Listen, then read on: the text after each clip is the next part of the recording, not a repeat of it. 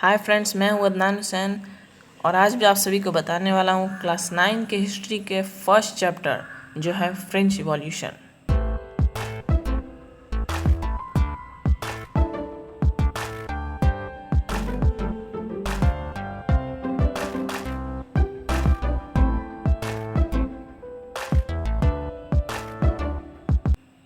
तो चलिए शुरू करते हैं। हाँ, हमारा आज का टॉपिक है फ्रेंच रिवॉल्यूशन और जैसे कि आप जानते हैं ये है पार्ट 2।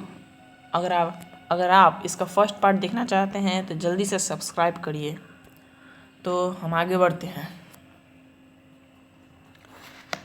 अभी हम जानेंगे उन फिलोसफर्स की जो फ्रेंच रिवॉल्यूशन के वक्त उन्होंने बहुत सारे काम किए, अपने बुक को पब्लिश किए हैं, लोगों तक अपनी आवाज़ पहुंचाई। तो पहले थे जीन जैक्यस रॉसी।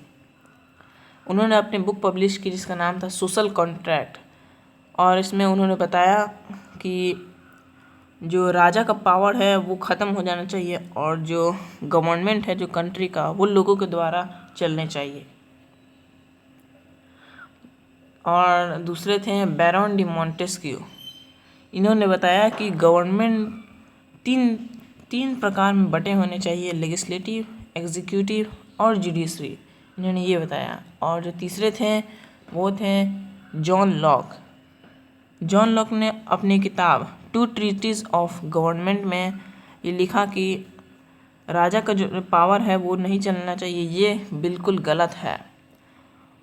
और जो थर्ड स्टेट जो सिर्फ टैक्स पे कर रहे हैं ये बहुत ही गलत है। तो इन्होंने अपने book Two Treatises of Government में ये मेंशन किया था। तो इन तीनों की ये बात बहुत सारे अखबारों में छपी, किताबों में छपी, जगह जगह लोगों तक पहुंचाया गया ताकि लोगों पर इसका असर हो। तो अब हम बात करते हैं आउटब्रेक ऑफ द रिवॉल्यूशन की जो अंतिम समय आई उस टाइम क्या हुआ।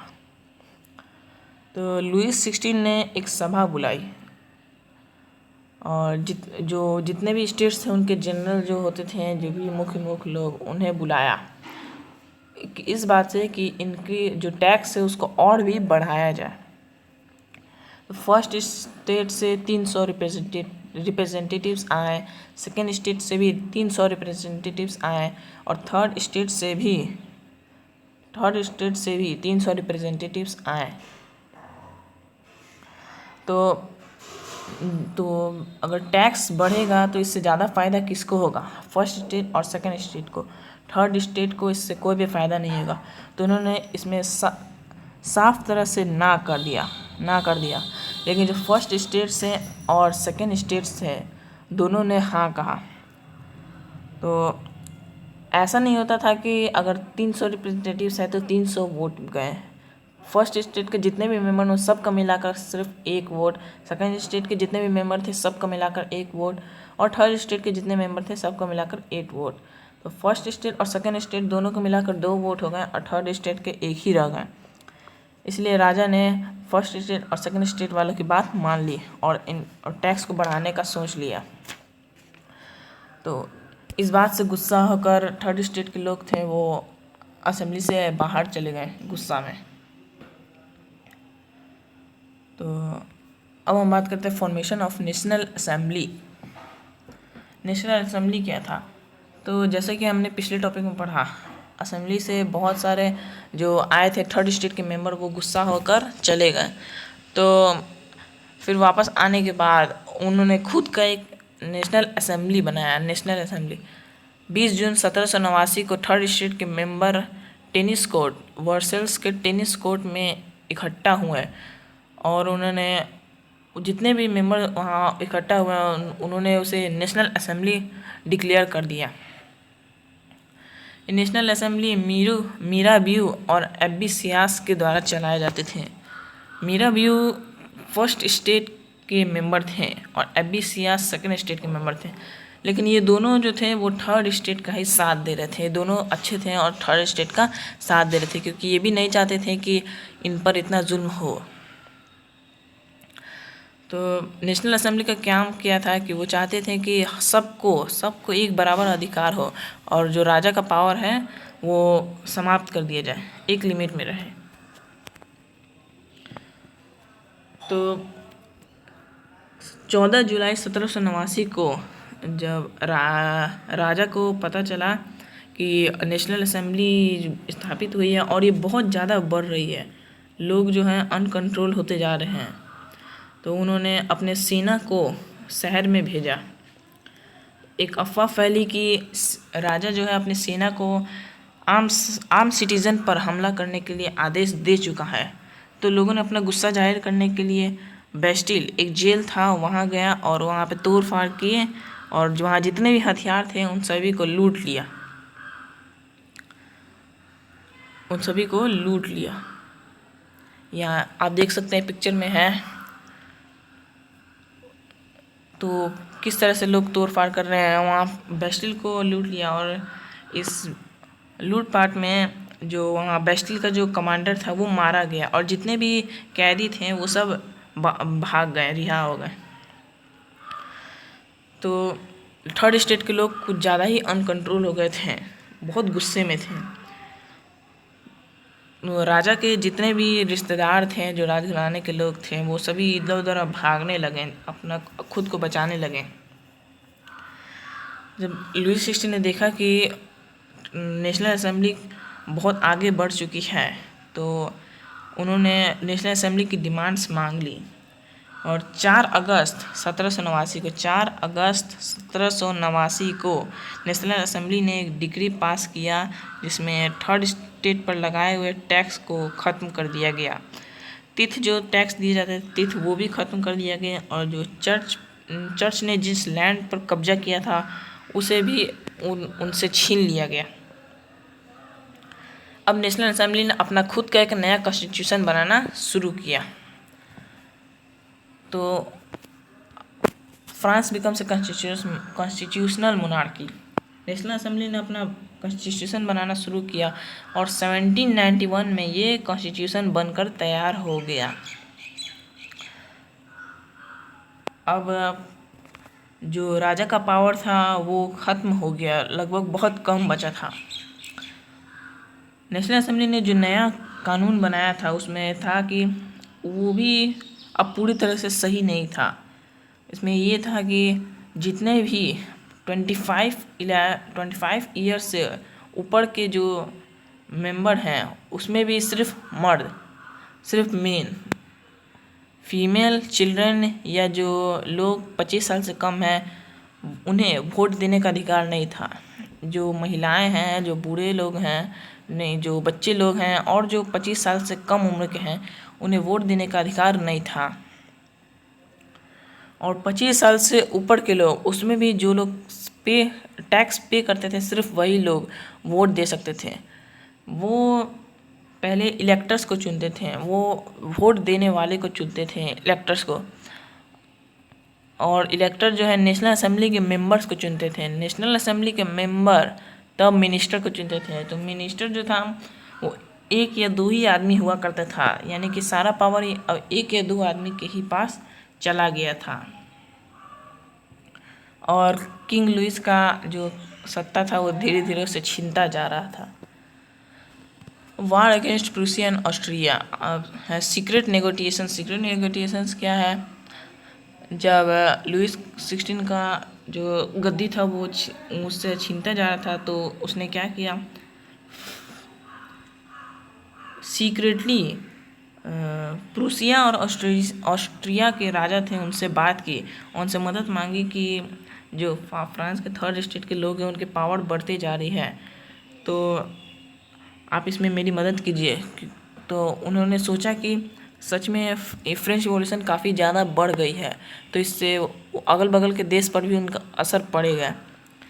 तो उन्होंने एक प्लान बनाया और फ्रांस पर अटैक करने का सोचा। लेकिन ये बात नेशनल असेंबली को पहले ही पता चल गई और उन्होंने अप्रैल 1792 में वार डिक्लेयर कर दिया, प्रूसिया के खिलाफ वार डिक्लेयर कर दिया। अब हम बात करते हैं जैकोबिन्स एंड गिरोंडिन्स क्लब के। तो ये क्या थे, 21 सितंबर 1792 21 सितंबर 1792 को जो मोनार्की सिस्टम था वो ख़त्म कर दिया गया, पूरी तरह से ख़त्म कर दिया गया और राजा को जेल में डाला गया। लुईस 16 में अब जेल चला गया। तो मोनार्की सिस्टम ख़त्म होने के बाद भी लोगों को अभी भी पूरा अधिकार नहीं मिल पाया था। तो अब जो नेशनल असेंबली के लोग थे उसमें भी सिर्फ अब मिडिल क्लास ही अपने को प्रमोट करते थे, सिर्फ अपने बारे में सोचते थे। तो अब लोगों ने छोटे छोटे क्लब्स बनाने शुरू किए ताकि वो लोग भी नेशनल असेंबली के खिलाफ खड़े हो सके।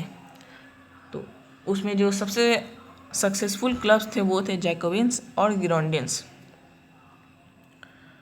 तो मैक्सिमिलियन रॉबेस्पियर वो जैकोबिन्स क्लब का लीडर था। मैक्सिमिलियन रॉबेस्पियर जैकोबिन्स क्लब का लीडर था। Execution of king.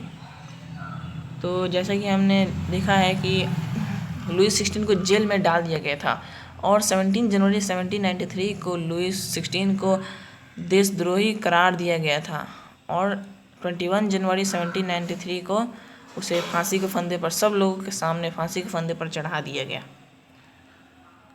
अब पूरे देश को अब रॉबेस्पियर कंट्रोल करने लगा। अब रॉबेस्पियर का कब्जा हो गया। तो रीजन ऑफ टेरर क्या था? जुलाई 1793 से 1794 के बीच जब रॉबेस्पियर देश पर अपना कंट्रोल चलाए हुए थे तो उसने क्या किया, बहुत से लोगों को गिलोटाइन किया, चाहे वो उसी का मेंबर क्यों ना हो, उसने सबको गिलोटाइन करना शुरू किया। तो गिलोटाइन क्या था, यहाँ पे आप पिक्चर में देख सकते हैं। ये एक ऐसा डिवाइस था जिसमें वो बड़ा सा होल है, उसमें लोगों के सर डाले जाते हैं, वहाँ लिटाए जाते हैं और ऊपर से बहुत बड़ा चाकू है, आप देख सकते हैं, उसे छोड़ दिया जाता है और जो आदमी रहता है उसका सर कट के अलग हो जाता है। तो इससे लोग बहुत गुस्सा हैं। फिर बाद में रॉबेस्पियर को भी गिलोटाइन कर दिया गया। फिर से एक नया कॉन्स्टिट्यूशन बना और 1795 में एक नया कॉन्स्टिट्यूशन बना। अब नए कॉन्स्टिट्यूशन में क्या था हम जानते हैं। द डायरेक्टरी बना। डायरेक्टरी में 5 मेंबर्स थे। जैसे कि हम लोगों ने देखा कि अगर कोई एक आदमी फ्रांस पर रूल करता है तो वो सक्सेसफुल नहीं हो पाता, चाहे वो लुईस 16 हो या रॉबेस्पियर हो। तो एक डायरेक्टरी बना जिसमें 5 मेंबर्स होते थे। ये 5 मेंबर अब फ्रांस को रूल करेंगे। लेकिन इसमें भी क्या था, सिर्फ मिडिल क्लास को ही फ़ायदा हो रहा था, तो जो डायरेक्टरी था ये भी अनस्टेबल होने लगा। तो इसके कारण एक नया मिलिट्री डिक्टेटर बना, नेपोलियन बोनापार्ट। हम जानते हैं नेपोलियन बोनापार्ट के बारे में। नेपोलियन बोनापार्ट 1804 में उसने फ्रांस पर कब्जा कर लिया और ख़ुद को वहाँ का राजा बना लिया। लेकिन इसने कई सारे अच्छे काम भी किए। उसने बहुत सारे लॉ बनाए, जैसे कि प्राइवेट प्रॉपर्टी का अपना प्रोटेक्शन कैसे करें, यूनिफॉर्म सिस्टम ऑफ वेट्स, बहुत जगह वेट को नापने का जो तरीका था वो अलग था, कहीं पर 1 kg कम होता था, कहीं पर 1 kg ज़्यादा होता था। तो ये था, उसने यूनिफॉर्म सिस्टम बनाया। और मेज़रमेंट मेथड ऑफ डिसिमल्स। तो लोगों को लगा कि नेपोलियन बोनापार्ट उनके तरफ है, वो बहुत सारे अच्छे काम कर रहे हैं, लेकिन वो गलत थे। उसने फ्रांस पर अपना कब्जा कर लिया और अपने मनमर्जी चलाने लगा। लेकिन उसने लालच में आकर ये सोचा कि जो यूरोप के जितने भी नेबरिंग कंट्री हैं उन सारे पर मेरा ही कब्जा हो। तो बहुत सारे देशों को उसने हराया भी, लेकिन फाइनली वो वाटरलू के युद्ध में 1815 को हार गया। तो दोस्तों ये थी फ्रेंच रिवॉल्यूशन की कहानी और ये समाप्त होती है। Thank you for watching this video. और अगर आपने हमारा यूट्यूब चैनल अब तक सब्सक्राइब नहीं किया है तो जल्द से जल्द सब्सक्राइब करिए। Thanks by Brilliant classes.